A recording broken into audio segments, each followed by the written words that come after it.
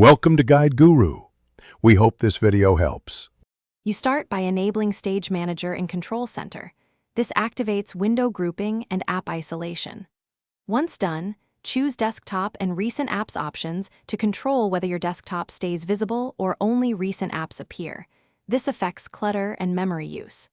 Now, drag one app to the center to make it active. Nearby apps will snap to the left in thumbnails so you can switch quickly. Keep using the toggle in Control Center to turn it off if you need a traditional desktop view. Next, organize windows into meaningful workspaces by dragging one app onto another. That creates a persistent group you can reopen instantly.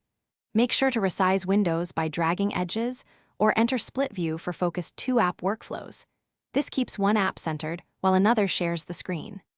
Use CMD tab combined with the visible thumbnails to move between groups fast, and remember that pinning a window keeps it visible across all spaces, which helps when you need constant reference material during tasks. To finish, pin apps you want always available and close or ungroup anything you no longer need. This reduces distraction and speeds app switching. If thumbnails disappear or layouts seem wrong, reset Stage Manager by toggling it off and on. This clears transient state. Make sure your Mac is updated and restart if performance or window glitches persist. A reboot often clears window management issues. If problems continue, temporarily disable Desktop and Recent Apps options to isolate the cause and restore.